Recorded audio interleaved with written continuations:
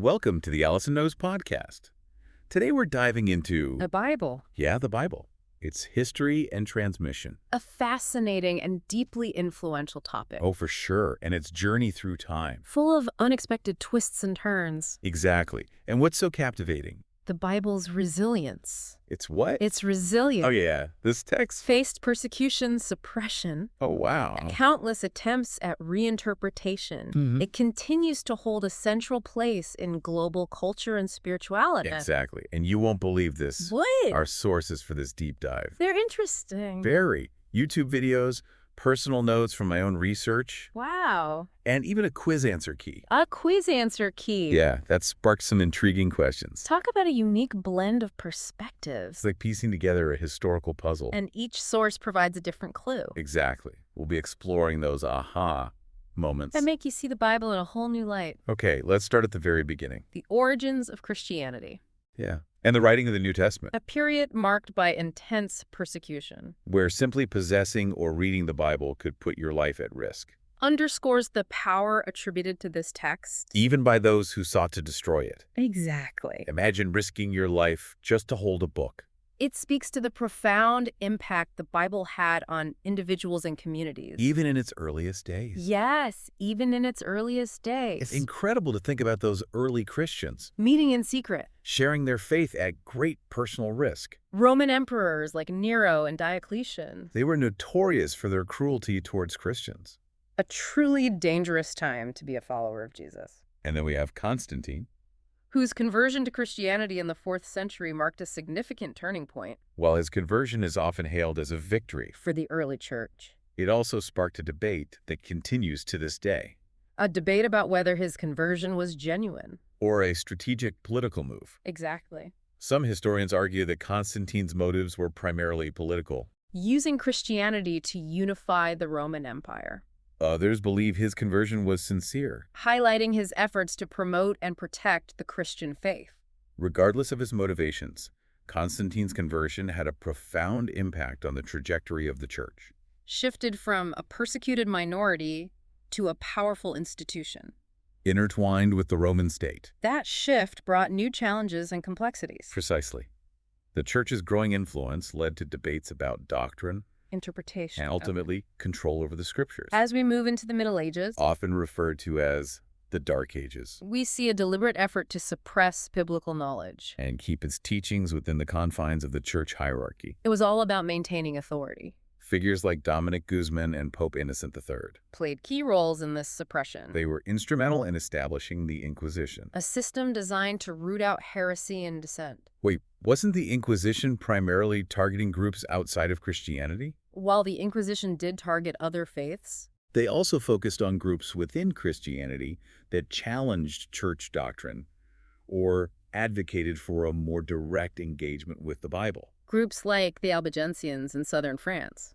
They promoted biblical literacy and a simpler, less hierarchical form of Christianity, They were seen as a threat to the church's authority. and were brutally persecuted. Absolutely. So it wasn't just about eliminating other religions. It was about controlling access to the Bible within Christianity itself. That's a really important distinction. One of the key tactics used to control access to the Bible was keeping it in Latin. A language inaccessible to most people. This effectively prevented the common person from reading and interpreting the scriptures for themselves. It's amazing how language can be used as a tool of control. But even in those dark times, There were glimmers of light. individuals who dared to challenge the status quo and make the Bible accessible to everyone. Yes, individuals like John Wycliffe, A 14th century theologian and scholar, who was often hailed as a precursor to the Protestant Reformation, Wycliffe was a radical thinker for his time, arguing that the Bible should be translated into the language of the people.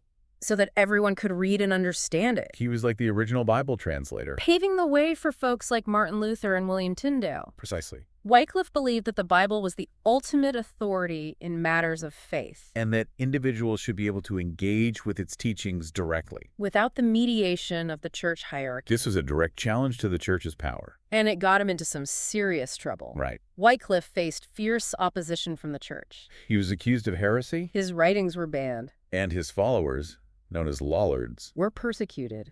It's a testament to Wycliffe's courage and conviction that he continued to advocate for biblical literacy. Even in the face of such opposition. Wycliffe's story really highlights how revolutionary the idea of translating the Bible was at that time. It was a direct challenge to the established order, And his legacy lived on. inspiring others to follow in his footsteps. Johann Huss, a Bohemian priest and philosopher in the early 15th century, Was deeply influenced by Wycliffe's teaching, Huss also advocated for biblical literacy and challenged the authority of the church. which ultimately led to his condemnation and execution as a heretic. It's tragic that both Wycliffe and Huss paid such a high price for their beliefs. But their efforts helped pave the way for a movement that would reshape Christianity. The Protestant Reformation Exactly. The Reformation, spearheaded by figures like Martin Luther, was deeply rooted in the idea of sola scriptura. the belief that the Bible alone is the ultimate source of religious authority. And that idea was sparked by those earlier efforts to translate the Bible and make it accessible to everyone. It's like a chain reaction through history It's a fascinating example of how ideas can spread, evolve. and ultimately lead to transformative change. And speaking of translation, We can't overlook the groundbreaking work of Erasmus of Rotterdam. a Renaissance humanist scholar who had a profound impact on biblical studies. Erasmus, I remember learning about him in school. Wasn't he the one who compiled a Greek New Testament? Yes, in the early 16th century. Erasmus painstakingly assembled a Greek New Testament from various manuscripts, His work was a monumental achievement. as it provided scholars with a more accurate and reliable text than the Latin Vulgate. Which had been the standard Bible for centuries. Exactly. So he went back to the original Greek.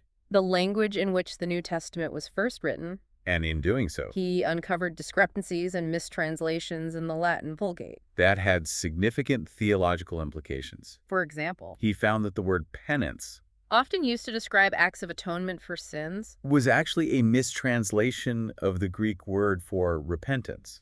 which implies a change of heart. Wow, that completely changes the meaning. It's not just about outward actions. It's about an inner transformation. Precisely. Erasmus's work highlighted the importance of understanding the original languages of the Bible. And the potential for mistranslations to distort its message. Abs- This is all so fascinating. It makes you realize that the Bible we read today is the result of centuries of translation Interpretations. and debate. Absolutely.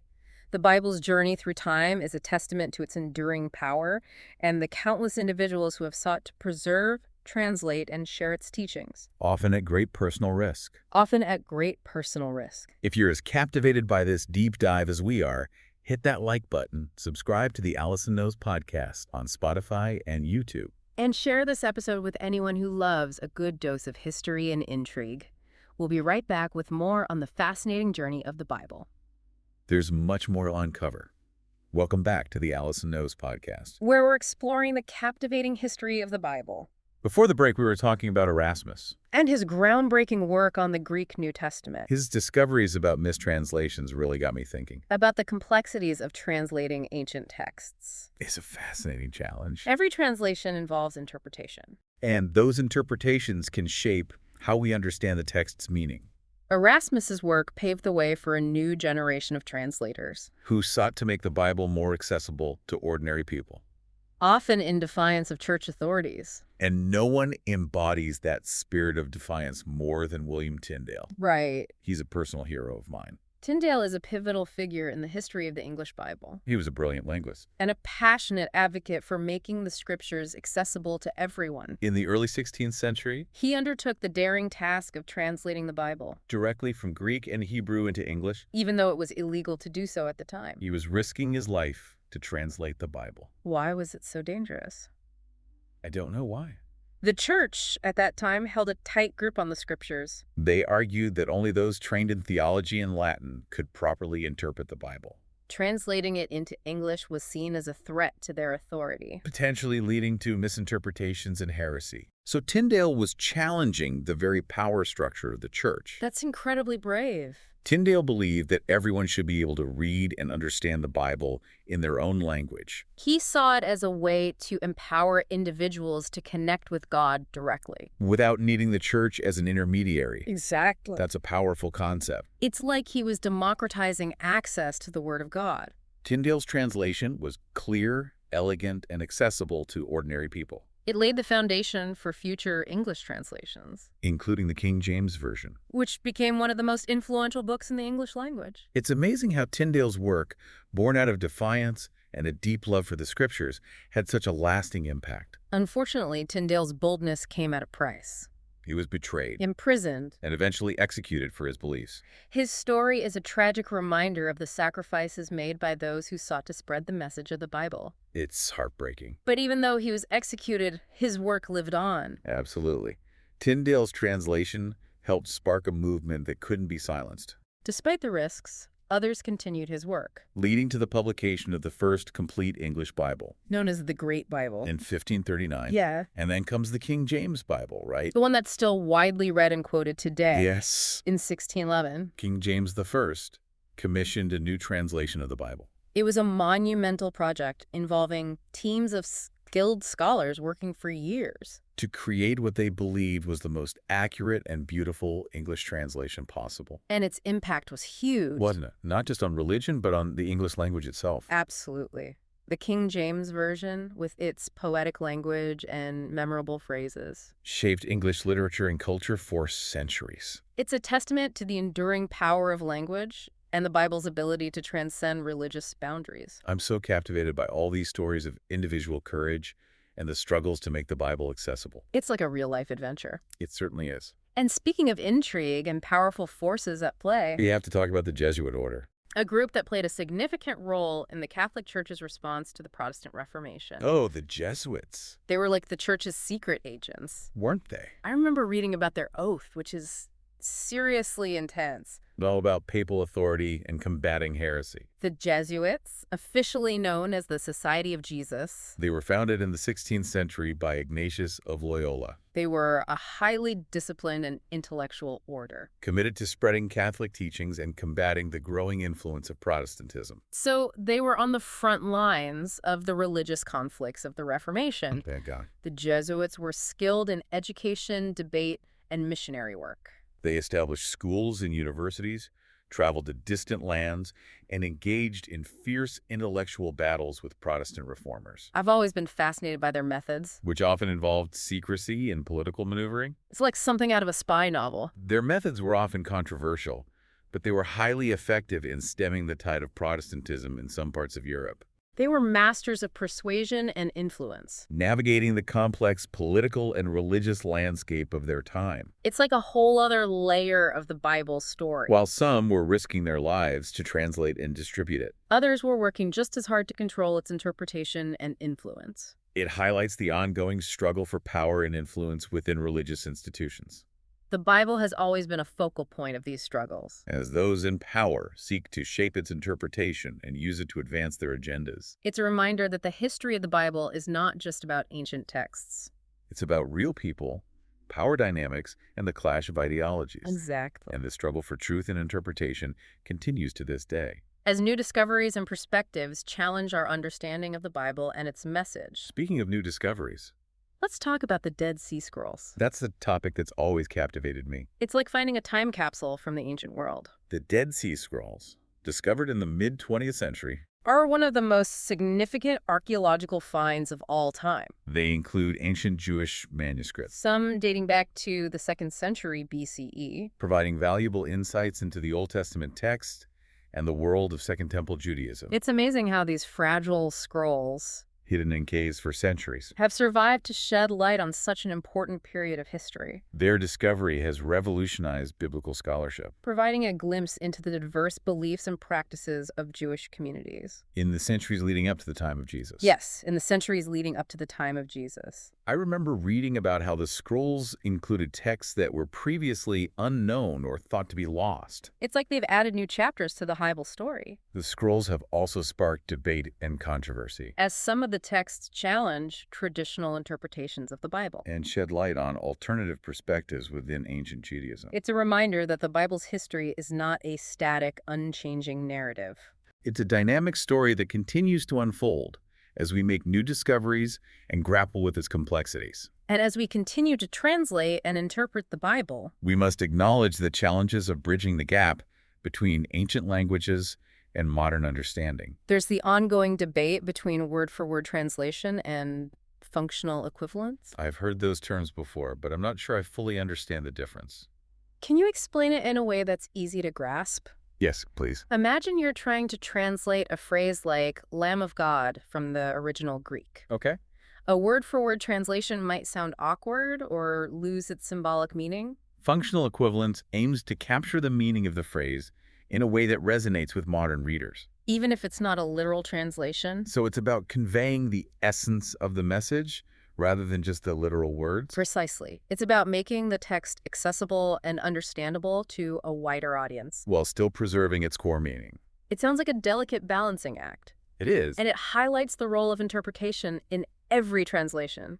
Even the most meticulous translations involve choices that can shape how we understand the text. It makes you appreciate the complexity of biblical scholarship and the ongoing efforts to unlock the secrets of these ancient texts. And speaking of ongoing efforts, There's the intriguing example of the American Bible Society presenting a polyglot Bible to the Pope in 2008.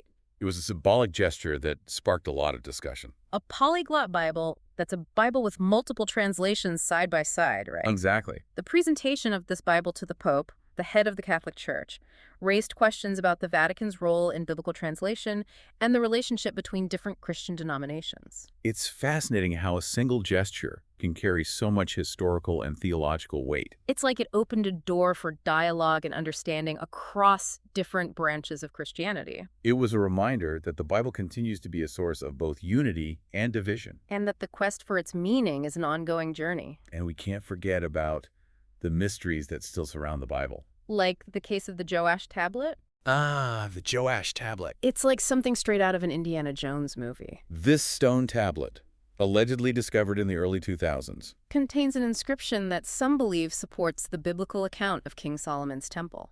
Wait, so there could be physical evidence for one of the most iconic structures in the Bible. That's incredible. It's a tantalizing possibility. But the Joash tablet's authenticity is hotly debated, Some scholars believe it's a genuine artifact. while others argue it's a modern forgery, So it's like a real-life archaeological thriller. with experts trying to unravel the truth behind this mysterious tablet. Exactly. The controversy surrounding the Joash tablet highlights how biblical archaeology can be a source of both excitement and skepticism. It reminds us that our understanding of the past is constantly evolving as new evidence emerges and old assumptions are challenged. It's like the Bible's story is still being written. With each new discovery adding a new chapter to the narrative. And speaking of stories that blur the lines between history and myth, Let's dive into the fascinating world of the lost tribes of Israel, the Lemba people of southern Africa, for example. claimed to be descendants of ancient Jewish priests. Wait, there are people in Africa who believe they have Jewish ancestry. That's so intriguing. What led them to this belief? Yeah, what led them to this belief? The Lemba have unique customs and beliefs that align with Judaism. Including dietary laws and a tradition of male circumcision, They also venerate an object they call the Ngoma Lungundu, which some believe could be a replica of the Ark of the Covenant. a replica of the Ark of the Covenant. That's a story I have to hear more about. Where did this object come from? And how did the Lemba end up in southern Africa? The Lemba's oral history tells of a journey from the Middle East. Possibly Yemen. Centuries ago, They believe they carried the Ngoma Lungundu with them on this journey. preserving it as a sacred relic of their ancestry. It's like a real-life treasure hunt. Tracing the origins of this mysterious object and the Lemba people's incredible journey across continents. The researcher Tudor Parfit dedicated years to investigating the Lemba's claims, He found DNA evidence that supports their connection to the Middle East. lending credence to their oral history. Wow, that's fascinating. DNA evidence linking a community in southern Africa to ancient Jewish ancestry? It's like a piece of the Bible's story coming to life in the most unexpected way. It's a powerful reminder that the Bible's influence extends far beyond its pages. Connecting people and cultures across time and geography. If you're enjoying this deep dive into the Bible's history and all its fascinating twists and turns, hit that like button, subscribe to the Allison Knows podcast on Spotify and YouTube. And share this episode with your friends. There's still so much more to explore. We'll be back with the final part of this epic journey, where we'll delve deeper into the Bible's enduring relevance and the questions it raises about faith, history, and the human condition. Welcome back to the Allison Knows podcast, We've been on an incredible journey. exploring the history and transmission of the Bible. A book filled with more twists and turns than a best-selling thriller. It makes you wonder, What is it about this book that gives it such staying power why are we still talking about it, debating it? and drawing inspiration from it today? That's the million-dollar question. I think it speaks to the Bible's ability to tap into something deep within the human spirit. Like what? It addresses those fundamental questions we all gravel with: Our origins, our purpose, the nature of good and evil. our longing for a connection with something greater than ourselves, It's like it provides a framework. for understanding the human experience. Those universal themes of love, loss, betrayal, Redemption. hope. These are stories that resonate across cultures and time periods, Absolutely. The Bible's narrative spanning from creation to the promise of a new heaven and a new earth, speaks to our deepest longings for meaning, justice. and a world where good ultimately triumphs over evil. And even though the world has changed dramatically, Since the Bible's texts were first written, those core human desires and dilemmas haven't gone away. We still struggle with the same temptations grapple with the same moral questions. and seek answers to life's biggest mysteries. The Bible. In many ways, provides a language for exploring these timeless themes, It's like a mirror reflecting back our own humanity. both the good and the bad, It doesn't shy away from portraying the messiness of human nature, the struggles, the failures. the triumphs. It's that honesty, that raw portrayal of the human condition. That makes the Bible so relatable. Even thousands of years later, It doesn't offer easy answers or simplistic solutions, it grapples with complex issues. leaving room for interpretation and debate. And that's what keeps it so relevant, right? It's not a static text with a single fixed interpretation. It invites us to engage in a dialogue To wrestle with its meaning. and to apply its wisdom to our own lives and the challenges we face today. The Bible has sparked countless interpretations, Theological debates. and even social and political movements, It's a text that has been used to justify both acts of great love. and acts of terrible violence. That's a really important point. The Bible's history is intertwined with power dynamics, Interpretations that have been used to oppress. as well as liberate. It's a reminder that we must approach these texts with a critical and discerning mind. Aware of the historical and cultural context in which they were written. And as we've seen throughout this deep dive, The Bible's journey is marked by individuals who dared to challenge the status quo, to push the boundaries of interpretation. to make its message accessible to all. Think of Wycliffe, Huss, Tyndale, These were people who risked their lives to translate and share the Bible. believing that its message should be available to everyone, not just the elite or those in power. Their courage and conviction paved the way for a more democratic and accessible approach to Scripture. Empowering individuals to engage with the text and form their own interpretations. It's a legacy that continues to inspire us today as we grapple with questions of religious authority Interpretation. and the role of faith in our lives.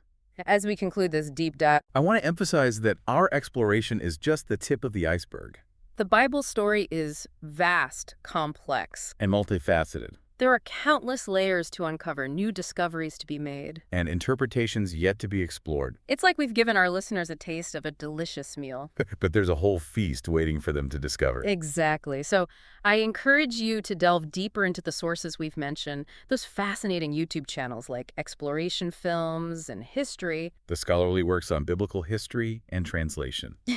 And don't limit yourself to those. There's a wealth of resources available online and in libraries. Yes.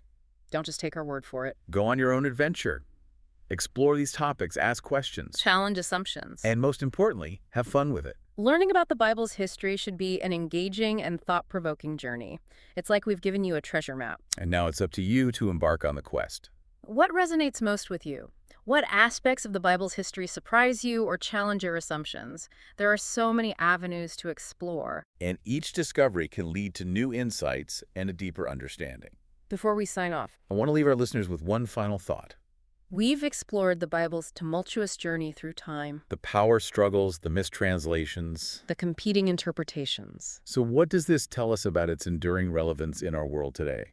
It suggests that the Bible's power lies not in its literal words or a single fixed interpretation. But in its capacity to spark dialogue, to challenge us. to make us think critically about our beliefs and values. It's a text that continues to evolve in meaning as we bring our own experiences, questions. And perspectives to the table. I think that's a beautiful way to put it. It's not about blind acceptance, It's about engaging in a conversation with these ancient texts allowing them to illuminate our understanding of ourselves, our world. and our place in the grand scheme of things, It's an ongoing conversation that has spanned millennia, and continues to shape our world today. and each generation brings its own unique perspective. Adding new layers of meaning to this ancient and ever-evolving text. I love that the Bible is an ongoing conversation. And we're all invited to participate, to bring our own questions, insights. And interpretations to the table. Exactly.